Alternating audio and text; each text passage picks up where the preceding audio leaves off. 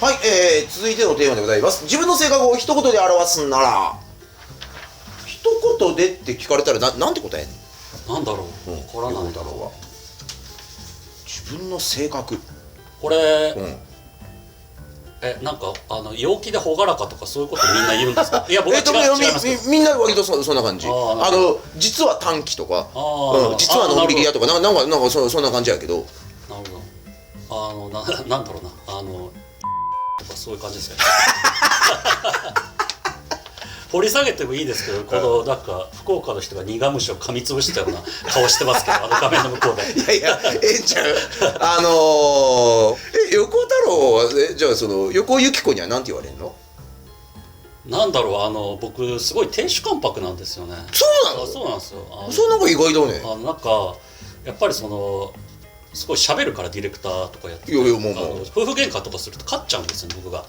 言いくるめちゃう。で一番女子がダメだった。一番あかんね、それはね。一番ダメだったんです。やっぱり言いくるめちゃって論破しちゃうんだよ。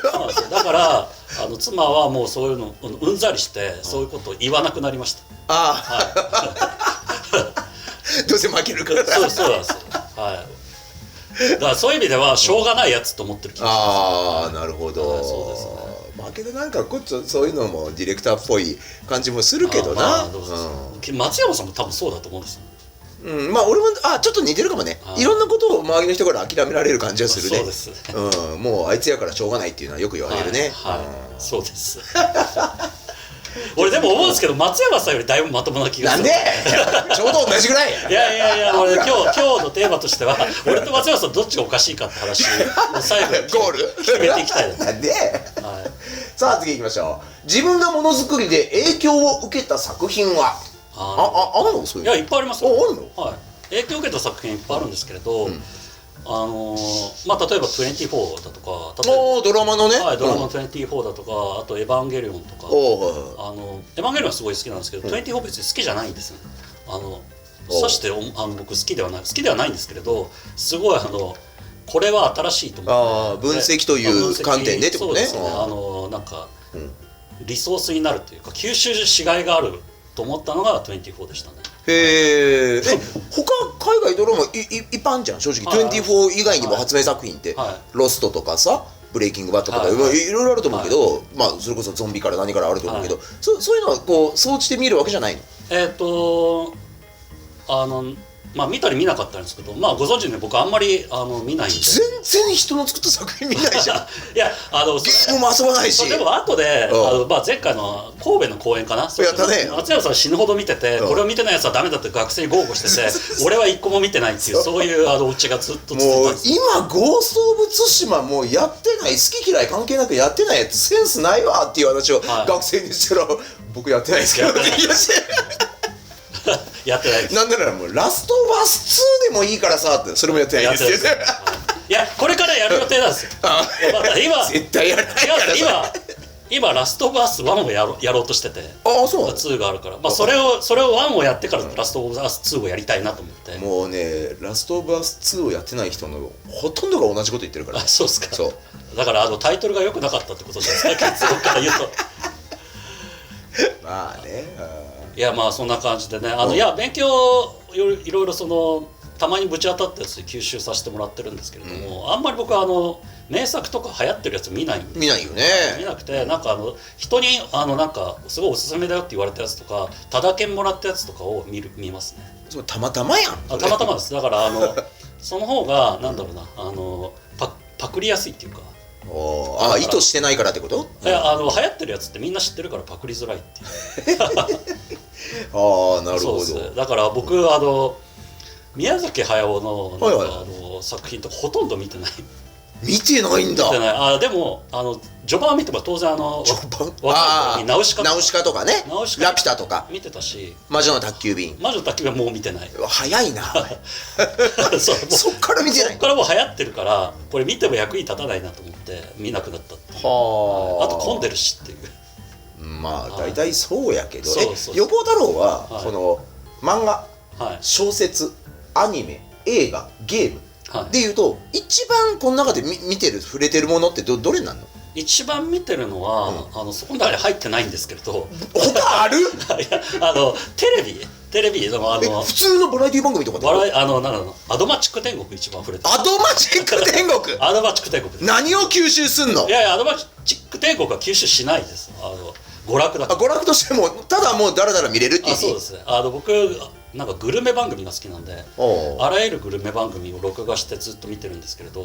じゃあグルメ番組が一番見て吸収してるってことじゃん。吸収はしてないな。だって別にただ見てるだけ。最近吉田兄弟って漫画連載し始めてようやく役に立ち始めたけど、これまで20数年ゲーム業界人生では別にアドマチック天国は役に立ってない。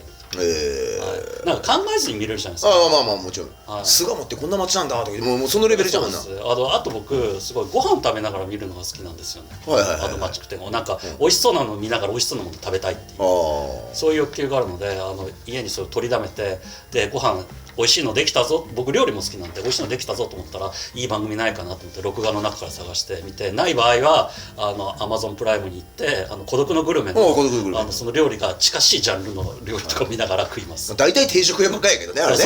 まあけど家で食うのって大体そんな感じだもんね。そうですね。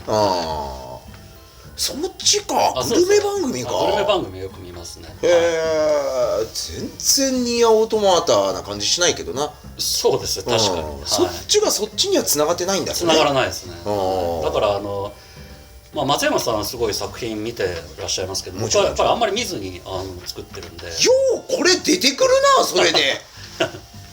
いやでも思うんですけど、大体学習としてすごい優秀な作品を見ると3本ぐらい話が作れるじゃないですか、そう優秀な作品のケースに。だから30本見たら100本ぐらい90本ぐらい話が作れる計算になりますよね。で実際ゲームクリエイターってそんなにたくさん話を作るかっていうと作んない。コンシューマーゲームとか5年に1本とかしか出ないので、そう考えると10本ぐらいしか話作んなくていいから、理論上はなんか10本なんで3本ぐらい名作映画を見たらもう人生足りるはずなんですよね。俺の理論では。いや乱暴。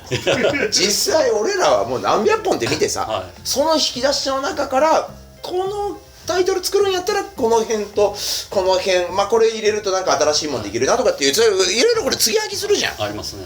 一個でそんなこうストレートにはいけないからさ。いやもう僕よく思うのが「エヴァンゲリオン」すごい好きなんですけど、今で一番何が好きだったかっていうと、当時のなんだろうな、ドキドキする盛り上がりの空気感みたいなのが好きだったんですよね。でじゃああれを見て何かその学習できるかっていうと、その盛り上がりの空気をやっぱり同じようなものを作りたいなと思うんですけど、あれ見てから20年ぐらい経つんですけどいまだに作れてなくて、これどうやったら作れるのかなって今でも考えてるんですよ。だからやっぱりその同じ作品を超えられるまではなんか次の作品なかなか行きたいと思わない、そんな感じです。だからあんまり新しい作品を見ようっていう気持ちにはならない感じですね。新しいの見たらそれも面白くて、それもまたやろうとしてこれも超えられないなと思って、その暗い気持ちになる。なるほど。これはあれやな、タイプの違いやな。せやな、俺ほらいっぱい吸収してさ、その中から最適解を見つけ出そうとか、あとこう被らないやつをやっぱ作ろうってやっぱ考えるけども、多分あなたの場合ってそういう多分作り方ではやっぱ全然なくって。まあなんか気持ちが僕大事だと思って見てる時はそれを再現したいなっていう。だから「エヴァンゲリオン」と同じものを今作っても「エヴァンゲリオン」の当時の熱狂を絶対生み出せないので、まあそうだね。だから時代を先取るってなんだろうとか、その何をしたら予想を外れることができるんだろうみたいなことをよく考えますね。なるほど。了解です。まあちょっとね少しずつ掘り下げていきたいなと思いますけども、一回この辺で区切りたいと思います。すごいところで区切る。エヴァンゲリオンとね、あとグルメ番組横太郎の構成要素はそんな感じでございましたということで、また次区切りたいと思います。またね。さようなら。